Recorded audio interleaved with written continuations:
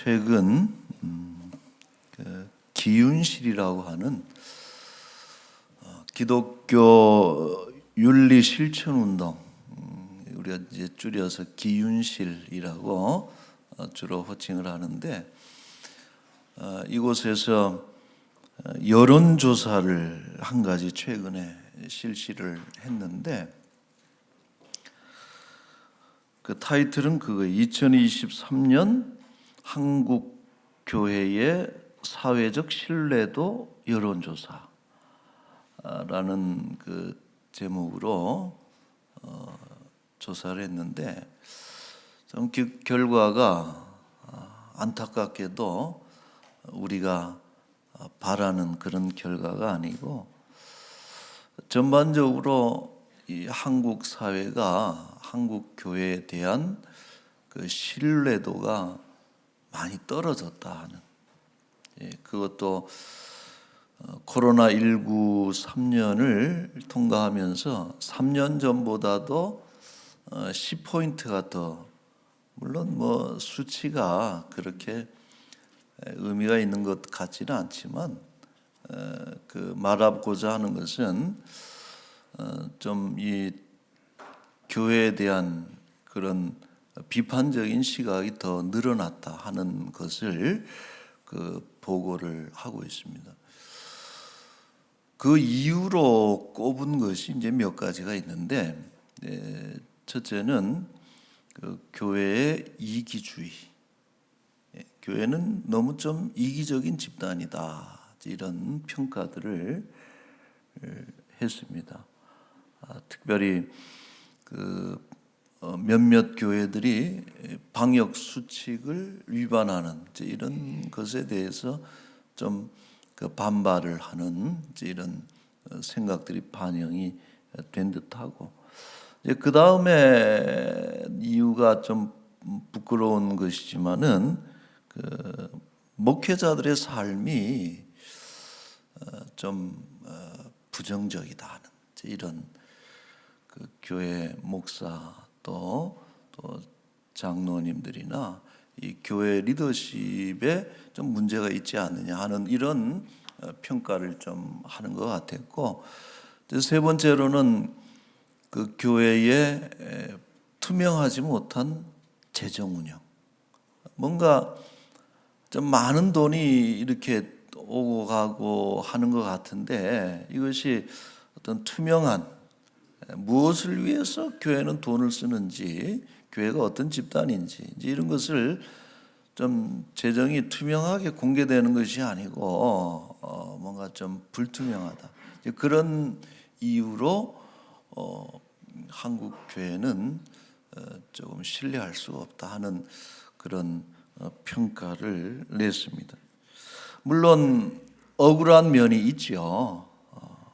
잘하는 것도 있고, 또 모든 교회가 그런 것 아니다라고 하는 그런 핑계를 변명을 할 수도 있지만은, 그리고 또 일각에서는 교회가 굳이 그런 사회적인 평가에 민감하게 반응할 필요가 있겠느냐, 이런 이야기를 하는 분들도 있는데, 사실 중요한 얘기예요.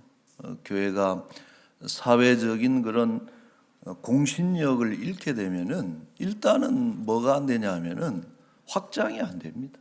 교회가 저런 집단이다 그러면은 뭐 아무리 이렇게 예수 믿으세요 하고 이렇게 전도를 하면은 뭐 댁들이나 잘하시오 그러고 반발할 것 아니에요. 그러나 교회에 대한 이미지가 좋고 또 평가가 좋으면은 전도를 하면은 그 전도의 문이 사실은 좀 좋거든요. 그래서 우리 교회가 이제 이런 평가, 최근의 평가 아니에요? 이런 것을 통해서 그 대사회적인 공공성, 어떤 공공의 이익에 이 교회가 역할을 한다 하는 이런 좀 신뢰를 회복하는 것이 좀 시급하다, 이런 생각을 했고, 또 한 가지, 그러나 이제 제가 생각하기에 더 중요한 것은, 사실 여러분, 사회가 교회를 평가하는 것은 너무나 피상적인 거예요. 이 교회가 건강하고 이 교회가 교회다운 교회냐 하는 것을 일반 사회에서 하는 어떤 그런 평가의 잣대를 가지고 교회를 평가하는 것은 그렇게 정확한 것은 아니고, 중요한 것은 우리가 더 잘 알고 있어요. 우리가 과연 우리 교회가 하나님 앞에서 정말 건강하고 또 좋은 교회인가, 교회가 교회로서의 어떤 해야 될 일을 하고 있는가라고 하는 것은 하나님 앞에서 우리가 이미 다 어떤 그런 것들을 알고 있습니다. 그래서 이 3년 코로나 기간을 지나가면서 다시 한번 좀 교회를 돌아보는 이런 시간이 됐으면 좋겠다 생각을 해요. 자, 오늘 특별히 본문은 교회를 이해하는 중요한 구절이고 또 동시에 아주 많은 오해가 있는 구절이기도 한 것이 이 구절인데, 18절에 이렇게 말씀하시오. 내가 네게 이르노니 너는 베드로라. 내가 이 반석 위에 내 교회를 세운다. 여기서 중요한 표현이, 예수님이 내 교회라고 그랬어요. 내 교회, My Church 교회. 여러분, 이 교회는 우리가 헬라어를 보게 되면은 여러분들이 보시는 거예요. 에클레시아라 그래요. 에클레시아를 이제 교회로 번역을 했는데 영어와 많이 유사하죠, 헬라어. 왜냐하면은 헬라어와 라틴어에서 영어들이 많이 파생이 됐습니다. 그래서 좀 유사한 발음이 있는데, 에클레시아, 이걸 교회 이렇게 표현하는데, 예수님께서 내 교회라, 내 것이다 이렇게 얘기를 하시거든요.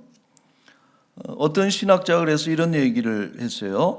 예수님께는 가장 중요한 두 가지 소유가 있는데, 첫째는 나의 아버지라고 부르는 하늘에 계신 아버지가 계시고, 예수님이 기도하실 때 그러잖아요. 내 아버지, my father, 나의 아버지라고 이렇게 표현을 하면서 그 친밀감을 표현을 하는데, 또 한 가지가 뭐냐, 나의 교회라고 불렀던 그분의 몸이다.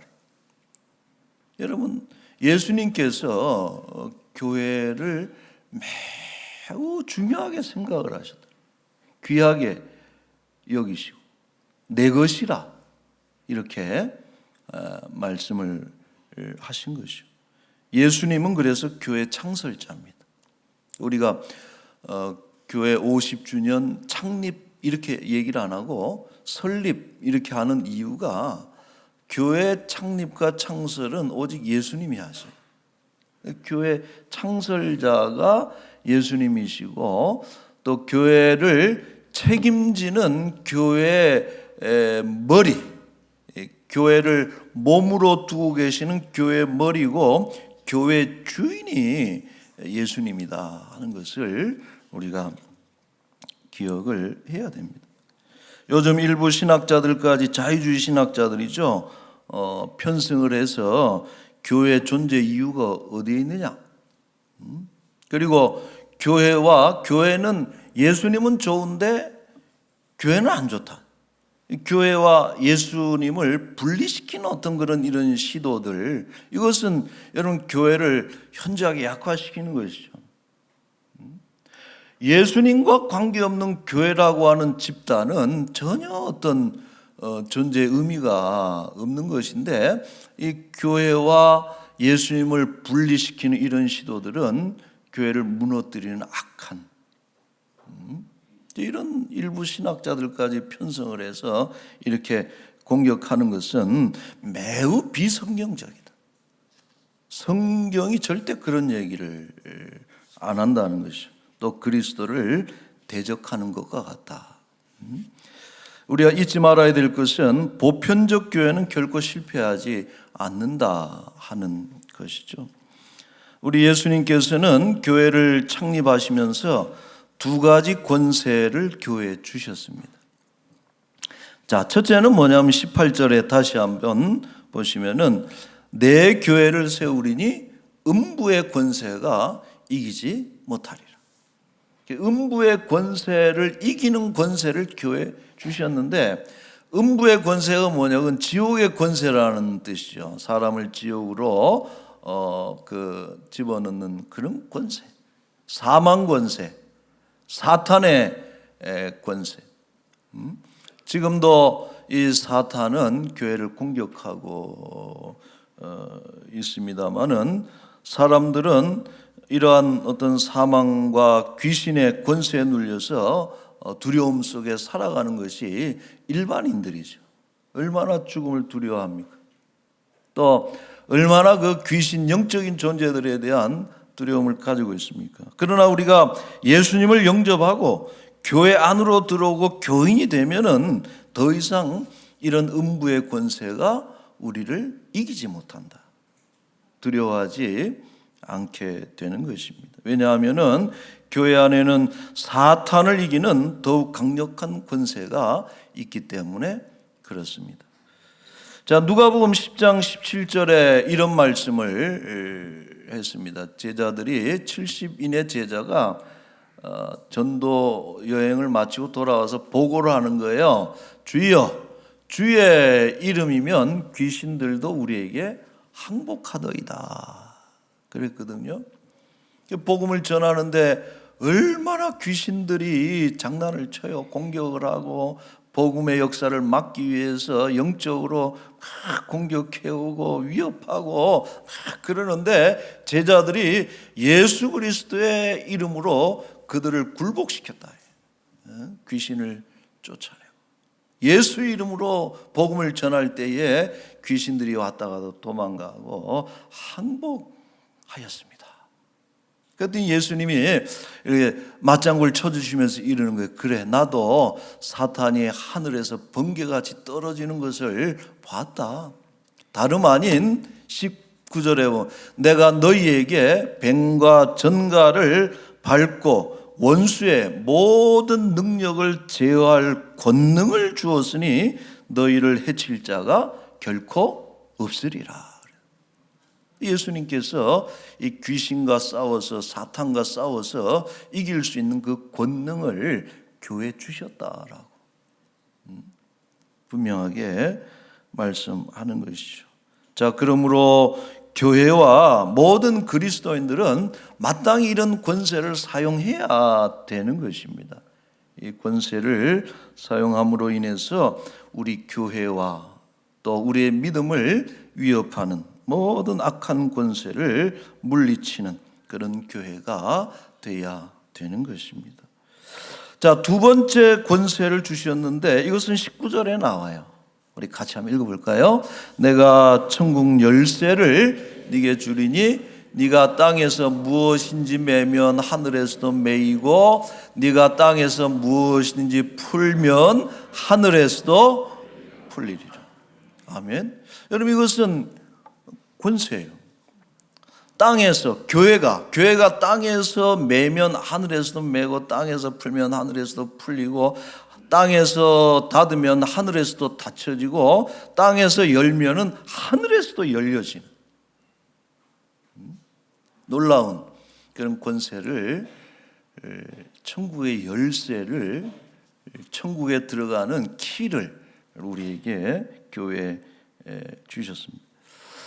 자, 가톨릭 교회는 이 구절을 잘못 해석을 하죠. 그래서 이 천국의 열쇠는 베드로의 베드로의 뒤를 잇는 교황들이나 천주교 사제들의 독점적 권력으로 해석을 했다. 가톨릭 교회의 교회 구성 자체가 사제가 없으면은 성립이 안 되는 교회가 로마 가톨릭 교회. 그러니까 사제들이 이런 천국의 열쇠라고 하는 이런 막강한 권력을 교권화시켜서 얼마나 많은 나쁜 일들을 했고 그것이 중세의 어둠을 만들어낸 이유가 근본적인 이유가 된 것이죠. 자, 그러나 사실 이 천국의 열쇠라는 것은 예수님의 것입니다. 예수님의 권세고 예수님의 권능이고 예수님의 소유인데 예수 그리스도께서 이것을 우리 교회에 주셨는데 이것은 교회에 속한 사제들 뿐만 아니라 목사들 뿐만 아니라 모든 그리스도인들에게 주신 그런 권세다라고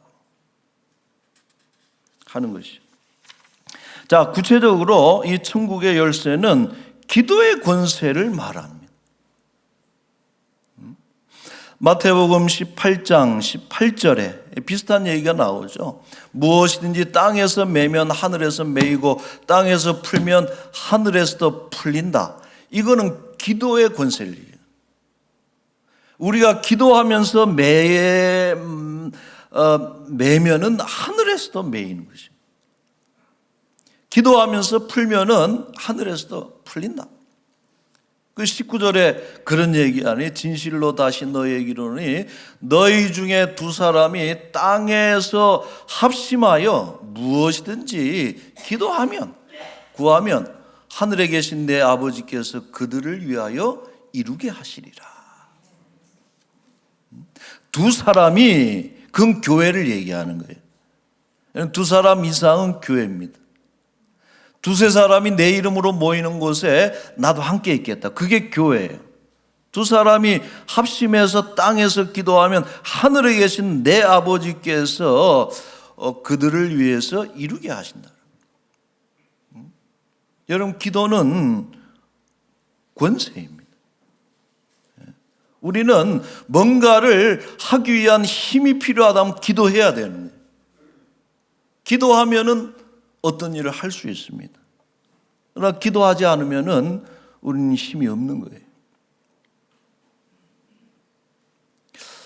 우리 교회 예를 들어서 화요 기도팀이 있어요. 화요일 날 저녁에 모여서 기도하는데 모이는 숫자가 많지를 않아. 권사님들 권사의 기도회도 있고 또 전도회들이 모여서 전도하자고 기도하자고 구역들이 모이는데 많지를 않아. 그러니까 가끔 그런 얘기를 듣는 거예요. 목사님 너무 조금 모여서 힘들어요. 많이 모이면 좋죠, 여러분. 근데 꼭 기억하세요. 기도는 인원으로 밀어붙이는 것이 아니라 기도는 기도를 통해서 하나님께서 약속하신 기도에 대한 확신으로 인해서 기도는 이루어지는 거예요. 100명, 200명 모여서 기도하면 너무 좋겠죠. 그러나 그 숫자 때문에 기도는 이루어지는 것이 아니고 기도는 두 사람이라도 모여서 우리 집사님 앉고 나 앉고 둘이 앉아서 둘밖에 안 왔지만 기도합시다. 합심해서 기도하면 하늘에 계신 아버지께서 그들을 위해서 이루어 주실 것이다. 여러분, 그래서 기도는 권세예요. 우리가 때로 모이는 숫자들이 조금 많지를 않고 좀 열악하다 할지라도 우리는 그런 기도의 확신을 가져야 되는 거예요. 기도합시다. 기도는 권세라. 예수 그리스도께서 교회에 띄어서 부여하신, 예수님이 그러잖아요. 아버지여, 여태까지 내 기도를 들어주지 아니하신 일이 한 번도 없으신 우리 아버지. 근데 이런 기도의 권세와 권능을 우리 교회에 주신 것. 천국의 열쇠는 바로 기도의 권세고 기도야말로 교회가 가진 가장 강력한 무기가 되는 것입니다. 자, 또 한 가지 천국의 열쇠는 여러분 전도의 권세입니다. 우리가 이거 생각해 봐야 돼요. 전도는 여러분 그게 권세라는 거예요. 전도는 어떤 뭔가를 설득하고 뭔가를 권해보고 뭔가를 선전하고 이런 것이 아니고 전도는 그런 권세라는 거예요. 어떤 권세냐? 그 복음을 전파함으로 인해서 죄인이 의인이 되는 것이고 죽었던 사람이 생명을 얻는 것이고, 지옥에 내려갈 인생들이 그 전도를 통해서 천국에 올라가게끔 하는 것이, 이것이 전도의 권세라는 거예요. 하나님이 다른 많은 방법을 사용하실 수 있지만은 그렇게 하신 거예요. 그래서 바울이 그러잖아요. 미련한 방법이래. 전도는 미련한 방법이지만은 하나님은 그 방법을 통해서 구원하시겠다는 거예요. 그건 교회 권세예요. 자, 고린도후서 5장 19절에 놀라운 말씀이 있습니다. 하나님께서 화목하게 하는 말씀을 우리에게 부탁하셨다. 화목이라고 하는 것은 바로 그런 거예요. 하나님과 인간 사이의 죄로 인해서 갈라져서 원수 사이가 돼서, 그래서 사망에 이르고 지옥에 가고 그렇게 될 수밖에 없었는데, 이 하나님과 인간 사이, 그래서 화목하게 하나님의 진노를 제거하고, 그래서 하나님과 인간이 화목하게 돼서 구원에 이르는 이런 화목하게 하는 말씀의 능력인데, 이것을 우리에게 부탁하셨다. 여러분 20절 말씀 더 놀랍죠. 그러므로 우리가 누구를 대신해요? 누구를 대신합니까? 그리스도를 대신하는 사신이 된다 그래요. 이건 메신저예요. 사신은 사자, 왕의 말을 가진 그 사자를 보내는데, 그 사자의 말은 곧 왕의 말이에요. 오늘 우리 그리스도인들로 하여금, 교인들로 하여금 그리스도를 대신하는 말씀의, 복음의 메신저가 되는, 사신이 돼서 우리가 그 말씀을 선포할 때에 원수되었던 하나님과 인간 사이에 화목함이, 구원이, 생명의 역사가 일어나는 것이 이 전도를 통해서 이루어진다. 여러분, 전도는 권세입니다. 우리 그 장로교에 지금은 여러분 장로교가 뭐 합동측 있고 통합측 있고 기장측 있고 저 고신, 부산의 고신측 있고 막 이렇게 대표적으로 4개지만은 수없이 장로교가 이제 분열이 됐지만은 애초에는 이제 하나거든. 장로의 신학교. 근데 거기에 이제 뭐 언더우드 선교사님이라든지 뭐 이런 선교사님들이 이제 신학교를 하면서 신학생들을 가르쳤는데, 우리 장로교에 최초로 목사 안수를 받은 분이 7분이요. 제 1기 졸업생이. 그래서 그 7인의 장로교 목사. 그러니까 지금이야 뭐 여러분 우리가 신학 교육이 한 7년 커리큘럼을 가지고 철저하게 이렇게 하고 이러기지만은, 뭐 그 선교사님들이 와서 그 원주민들 데리고 신학 가르치고 목사를 만들어 놨지만은 뭐 하겠나 싶은 마음도 있을 거고 이런 건데, 그분들이 우리 장로교의 최초의 7분의 목사님, 이분들이 한국 교회를 정말 이런 토대를 쌓아놨던 위대한. 근데 그 중에 한 분이 누구냐면은 여러분 아실 거예요. 길선주 목사님이라고 들어보셨죠? 길선주, 길 목사님. 근데 이분은 그 김인현 3월 1일 그 민족 대표 33인 중에 한 분이에요. 길선주 목사님. 또 부흥산. 그래서 뭐 그냥 대한민국 방방곡곡을 다니시면서 수많은 부흥회를 인도를 하셨는데, 가는 곳마다 놀라워. 여러분 선교지 최초의 복음이 전해질 때 얼마나 놀라운 성령의 역사가 나타납니까? 병든 자가 다 죽어가다 일어나고, 못 걷는 사람이 일어나고, 귀신이 쫓겨나고, 엄청난 그런 기적을 동반하면서 그런 수많은 부흥회를 인도하셨는데, 하루는 그 신문 기자가 이렇게 물었답니다. 목사님, 지금까지 그 일으킨 기적 중에 최고의 기적이 뭡니까?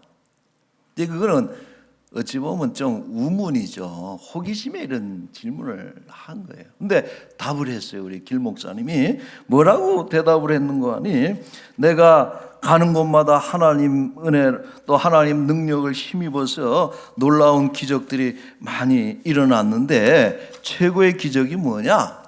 내가 예수 믿으세요 하고 전도하니까 그 똑똑하던 사람들이 눈물을 흘리고 자기 죄를 회개하고 예수를 믿게 된 일은 아무리 생각해도 큰 일이로소이다 그랬잖아요.